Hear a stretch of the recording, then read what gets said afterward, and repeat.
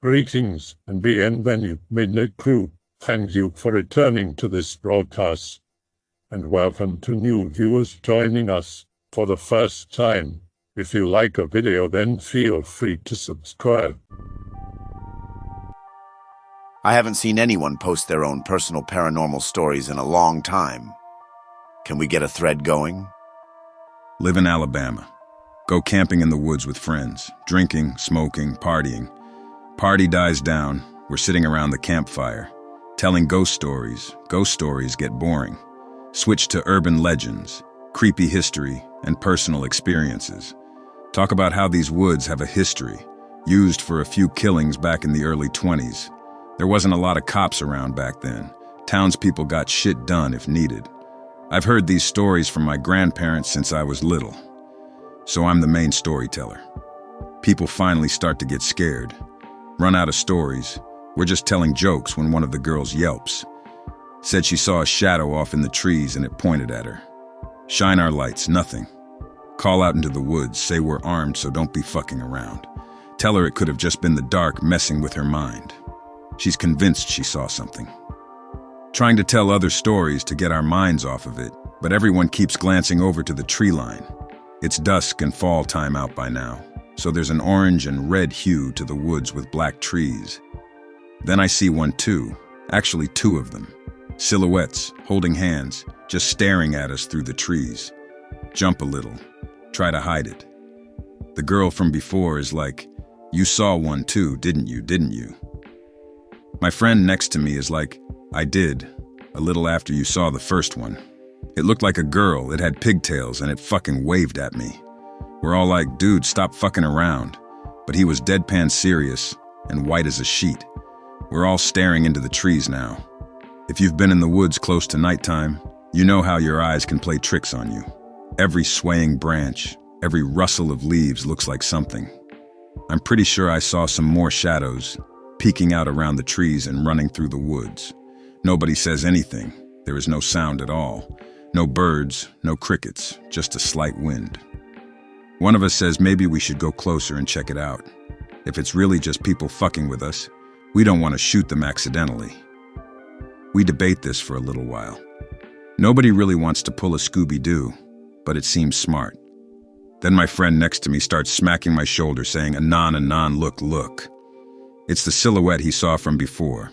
Definitely a girl, and you could clearly make out the pigtails. She looked small, not a child, but maybe a teenager. She's not looking at us, but is like walking by our camp. When she gets out of sight, we start to hear crying. Not loud at first, but like muffled sobbing.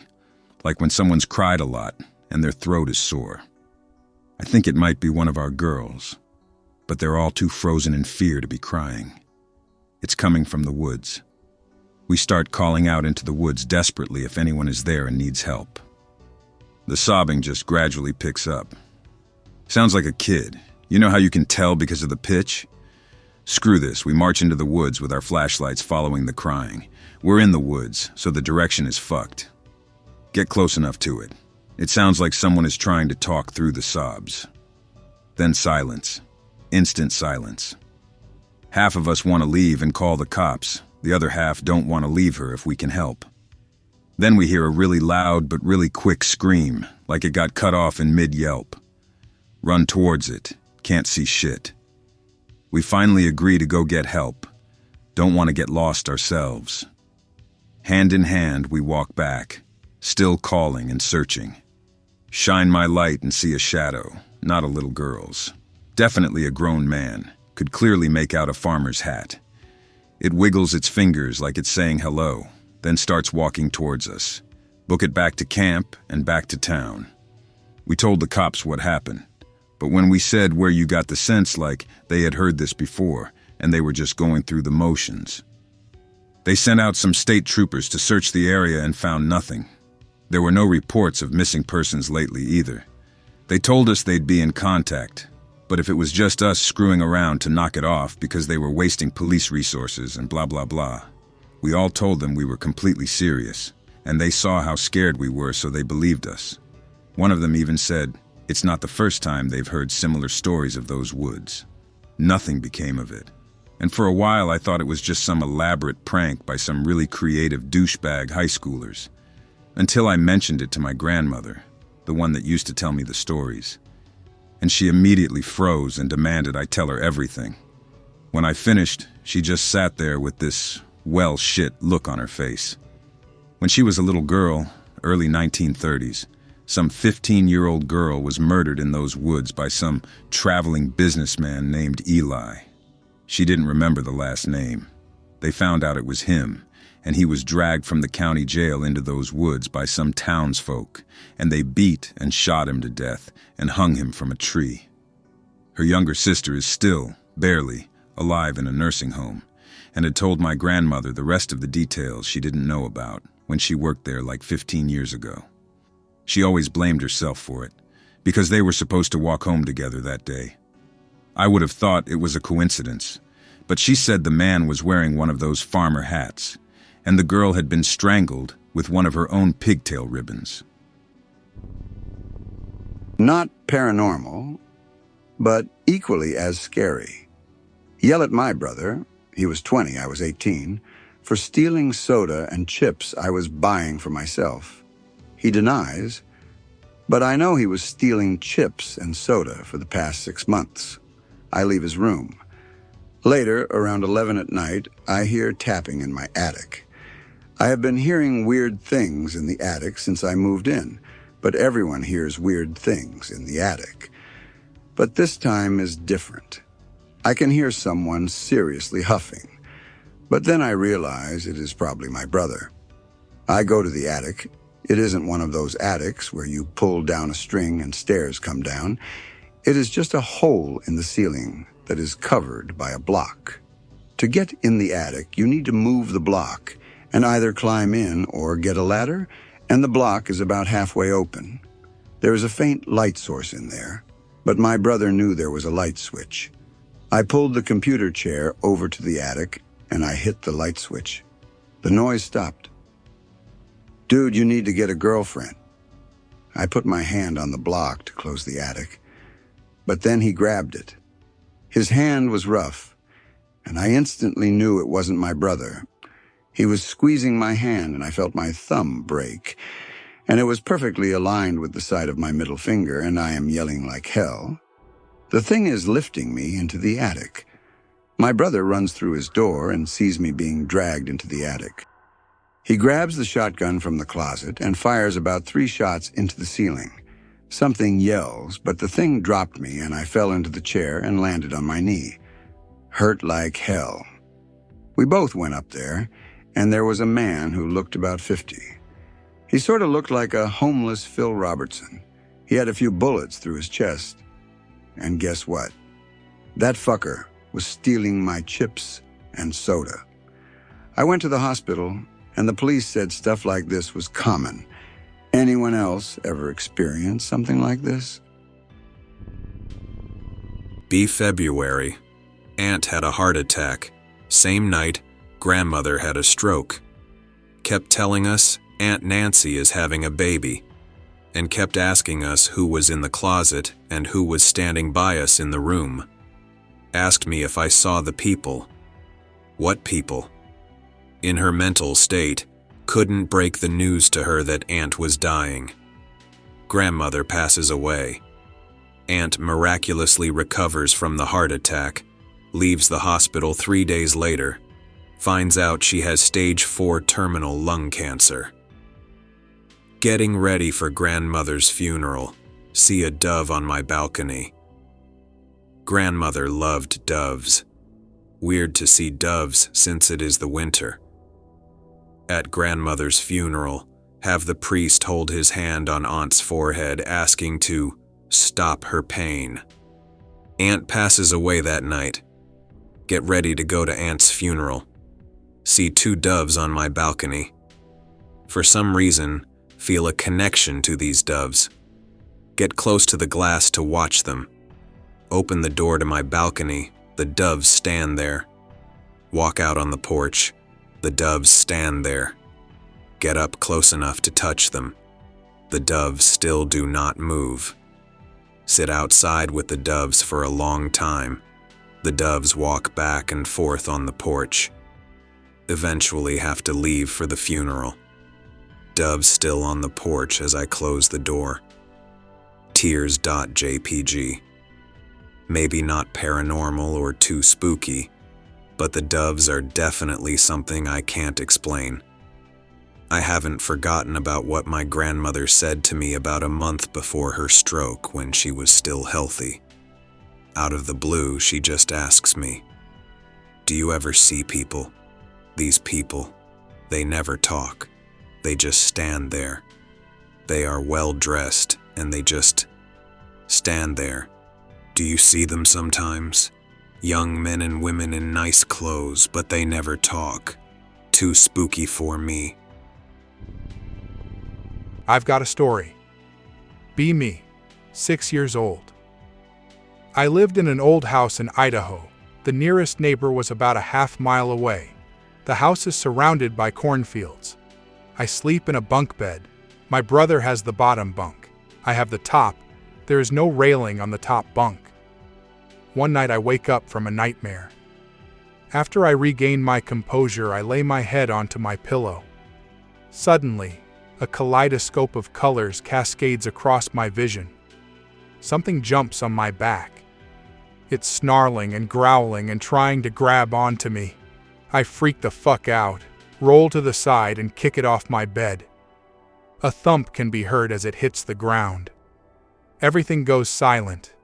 I curl up into the fetal position and try to be as quiet as possible. My fear causes me to be hyper-aware of my surroundings. A few seconds pass. Then I hear a crunch noise like a clawed foot stepping on paper. I remain in my position for a few hours. Every so often I hear a small noise like rustling, not my jimmies. Proceed to spend the next few hours scared, crying, and singing children's songs to myself silently. I stay awake until sunrise. At that point, I decide to get out of bed and make a rush for the light switch. Turn on the lights and see that my room looks pretty much normal except for a little bit of crumpled paper on the ground. Then I went upstairs and told my mom. She said it was probably a nightmare. Proceed to be traumatized by this experience for the next 10 years. First time I ever told anyone this story, I was shaking really badly. I've gotten past the memory, however, after telling it a few times now. This happened to me 1 year ago. Also, English is not my mother tongue, so bear with me. Yesterday, about 4 o'clock. It's a beautiful day, the sun is shining, and it's 30 degrees outside. So I decided to take out my bike and ride to this big elm that is about 20 minutes away from my house. It's a really nice bike tour actually. You ride past a lot of fields and then through a rather small forest. After the forest, you get to a clearing, and then there is a small bike trail that's about 200 meters which leads you to the river. The river is about 4 meters wide, and there are some bigger stones which you could sit on and relax. I used to go there often when I was around 12 years old. Me and my friends would just lay on these stones and let our feet cool off in the water. I'm really hyped to see this place again because I haven't been there for a long time, and I have so many good memories. My plan was to relax near the river, get some rest, cool myself off in the water, and then head back home. As I get to the river, I am shocked. The river is carrying no water at all. I could not believe what I saw. So I hopped off my bike and ran down to the middle of the river, and really it is empty, no water. I am pretty upset, but I decide to explore a little, and so I hop on my bike to see where this route would take me. On the left side of the route, there is a small pitch which leads to another forest. So as I drive along, I look at the woods and suddenly there is a little path which leads you to a small clearing. I decide to check it out, so I follow the path for about 5 meters and I'm there. I look at the forest, close my eyes, and just enjoy the sun and the cool breeze. As I open my eyes, I look around, and suddenly, about 20 meters away from me, I see it. There is a completely naked man lying in the grass. He is lying on his stomach, so I can't see his face. About 2 meters from him, I saw his bike, which was just lying on the ground like somebody had just thrown it there. Now I'm really freaked out at this point because there wasn't a soul in sight, and I didn't have my phone with me. At this point, I don't know what happened to this guy, and thoughts are racing through my head. What if he is dead? What if he got robbed, knocked out, and left behind? What if the guy who hurt him is still around? I'm not sure why I had the following thought, probably because I watched too many movies. But I thought to myself, what if that guy wants me to go up there and try to help him? What if he is a psychopath lying naked in the woods waiting for people to help him, and then kills them or does God knows what? So I'm standing there thinking what I'm gonna do. I decide to get off my bike, lay it on the ground slowly, and then I start moving towards him carefully. I was so afraid to make a sound, but I had to help the guy if he got injured. As I get closer, I think I was about 10 meters away. He moves his right foot as if he was about to turn around. He then scratches his head and keeps lying there on the grass. A feeling of relief passes through my body. The guy is not hurt, and I was just overreacting. So I back up slowly, get on my bike, and decide to keep riding along the road. So I'm about a minute away from the clearing when something struck me. I didn't see any of his clothes lying somewhere in the grass, and he must have had at least some sort of shorts or something. I mean, who goes for naked bike rides in bright daylight? So I turn around and go as fast as I can. As I enter the clearing, I drop my bike and run up the little hill, looking for that guy. And nothing. He is gone. No hint that he has ever been there. No bike, no spot in the grass. So that's it. I have only been gone for a minute at most, and he just was gone. I guess he must have heard me leave and decided to get out of there. But nonetheless, still a weird experience. B18. Chilling in my room later at night. House is old and floors make a lot of sound when you walk on them. Home alone, as usual. Hear sounds in the hallway outside my door. Sounds like someone is running up and down the hallway at extreme speeds. Get up to open the door and see what is going on out there. Just as I'm about to open the door, there's a loud bang on the door and I jump back. "Who's there?" I yell out. Nothing for a minute, just pure silence. Suddenly the door slowly opens. I step back and begin to hardcore nope. Get a really heavy adrenaline rush and I feel like I should run. I resist for a minute. Door suddenly slams shut and I say fuck it. Tear open the door and get downstairs. Grabbing car keys and jacket as fast as humanly possible. Keep hearing the running above me. Get the fuck out. Sleep at a friend's house for the next few days. Stuff like that has happened many times in that house, and it got to the point that we could not sleep at night, and we eventually moved out. Happened last night. Day-long hangover from New Year's. Try to get to bed around midnight, can't sleep even though I'm tired. After like an hour of this bullshit, I finally open my eyes again. Is that smoke? There's smoke all over the ceiling. Not like giant plumes of smoke, more like that thin, snaky shit you see from the end of someone's cigarette. Except a metric ton of it all over the ceiling. Really don't want to get burned alive. In preparation to launch myself out of bed to find the source of the smoke, I turn on my bedroom light. No smoke anywhere. Well, that's a relief. Turn the light off, close my eyes, open them again a couple minutes later and the smoke is back. Now I just stare at it. Not actually smoke at all. It's a rapidly changing series of people, only appearing for a few moments before being replaced by more moving images. like watching 10 TV channels at the same time superimposed over each other, and some asshole is changing the channel constantly on all 10 of them. Not 2D images either. Many of them seem to surge out at me, and in a real enough manner that I actually flinch back at a few of them. Really flinch when the images change first to some people that look like they're reaching for me, then an image of like 60 hands reaching out of this weird smoke crap trying to grab me.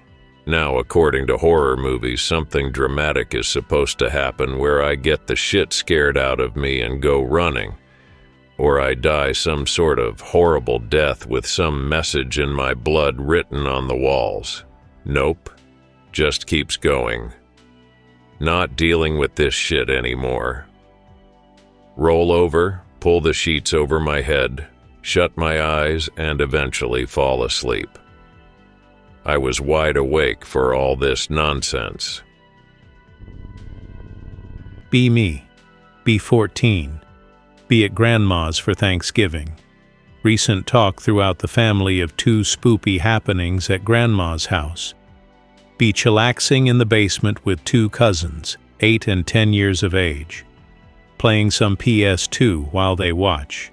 They say they're bored and are going outside to throw a football around. Okay, whatever, bye. They leave. Fast forward 30 to 45 minutes. Hear a door behind me that leads to the laundry room creak open. Spin around, half spooked. See a little kid eyeing me from behind the door. Looks a lot like my cousin. "What the fuck are you guys doing?"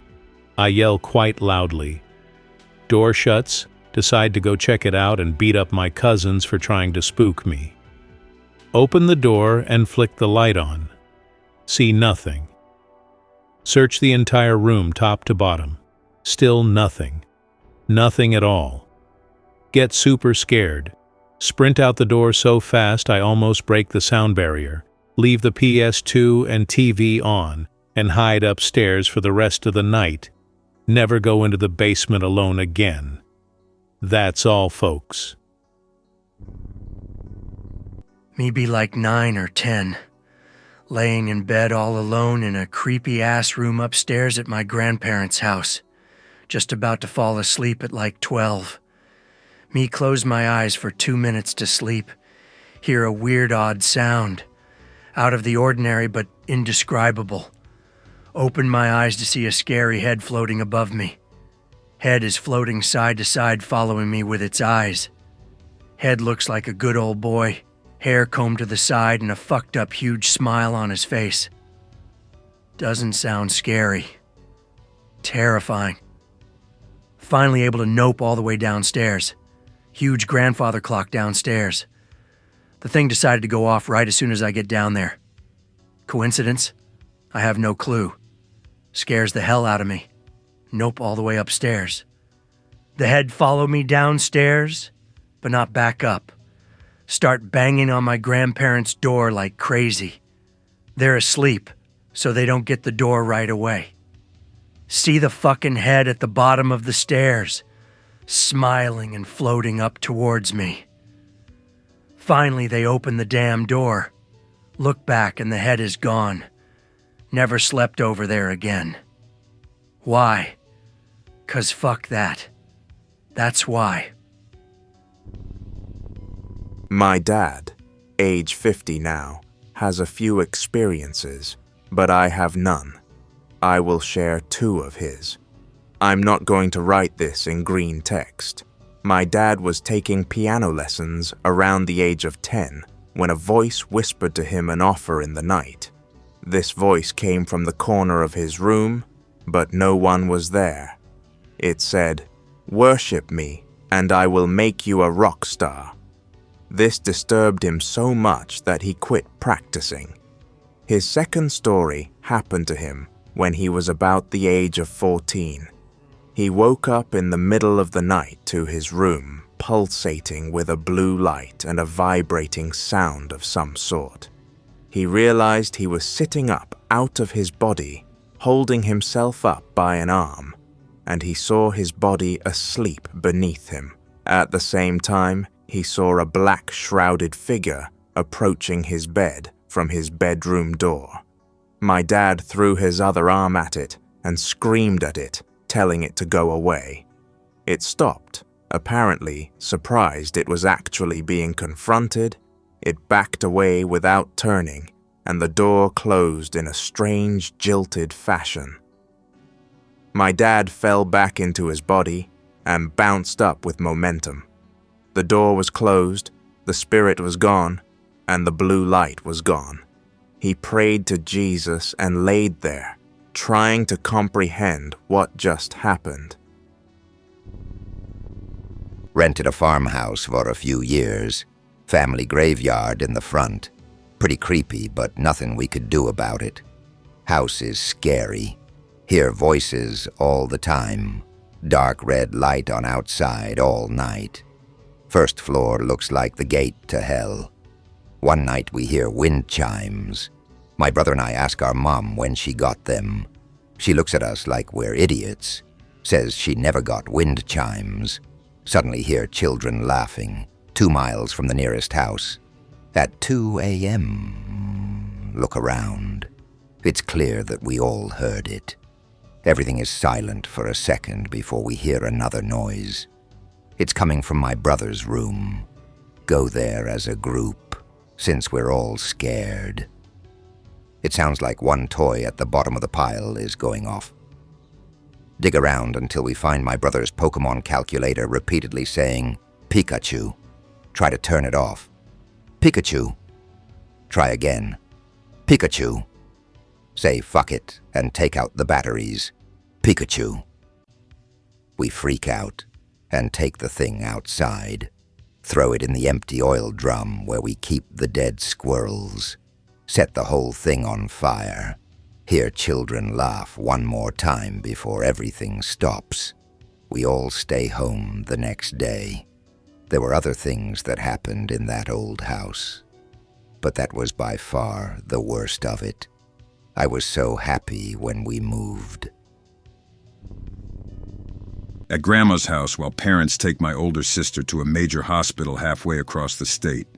Notoriously haunted, but I was like 6 and thought ghosts were cool.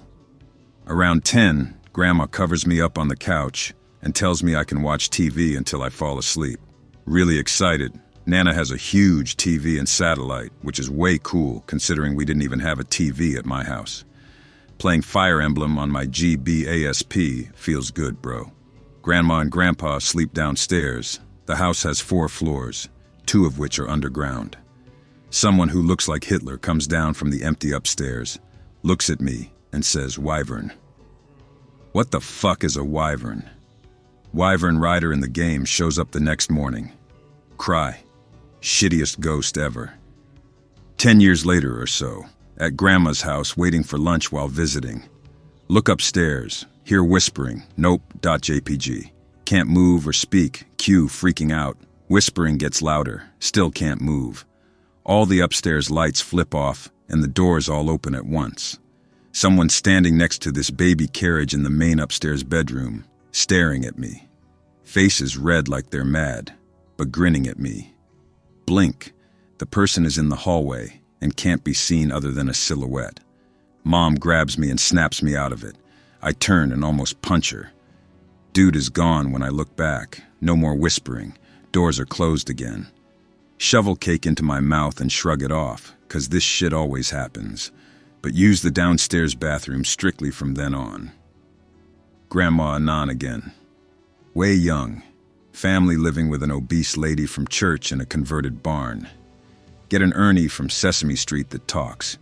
Put him at the bottom of the toy bin in the closet before bed, close the closet doors, and get in the bed with my sister. So little that when I finally fall asleep, I sleep like a log.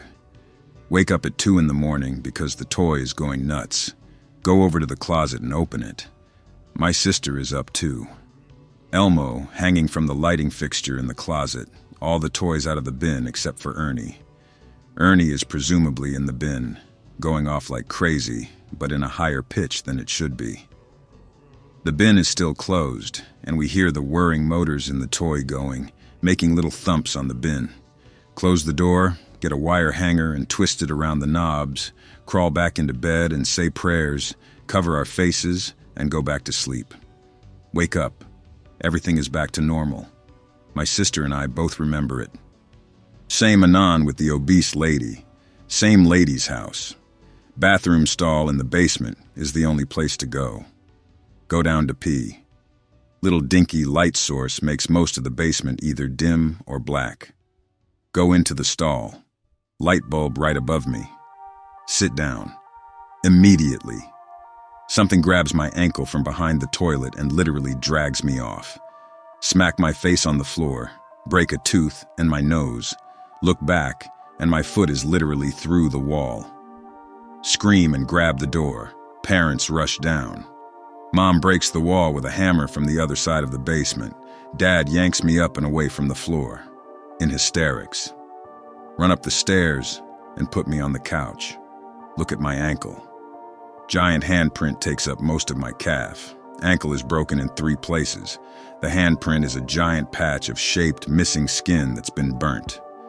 Taken to the hospital immediately, my leg gets tons of pins and plates, then casted. Parents aren't allowed to see me. Child Services looks into it. A local FBI agent tells me they need to catch the bad guy that hurt me. Nobody but doctors and investigators were allowed to see me. Absolutely no pictures taken. Had a skin graft to cover the original wound shape. Parents said never to talk about it. The house had 3 consecutive exorcisms and blessings. I get rebaptized. Nightmares for ages. All right, I'll share. B22, be in the process of moving out. Every night when I start to drift off to sleep while I'm in the hypnagogic state, I hear an old lady calling for help. Help me, I've fallen, I'm so cold, etc. Every time it wakes me straight up, heart pounding, adrenaline pumping, can't sleep, oh, bottle of Jim Beam, what should I do? Jim Beam, boy, get the shot glass, doze myself into oblivion on a nightly basis to sleep, deal with the hangover the next day. Shit sucks. Finally get the last load in the U-Haul. Neighbor comes up to me. Must be a relief to get out of here. It must have been creepy since the woman behind you died. What? In the apartment behind yours. Didn't you hear about it? Oh God, have I been drunkenly blocking out a dying woman's cries for help? No, I've been too busy running back and forth to hear the gossip. When did it happen? 2 weeks ago. Days before I started hearing the calls for help. Fuck this cringe earth and this haunted apartment, I'm out. Haven't had problems since. I hope that you enjoyed tonight's broadcast. If you enjoyed tonight's story, then please subscribe to the channel as more Greentext will appear daily. A new broadcast will appear when the clock strikes midnight Central Time.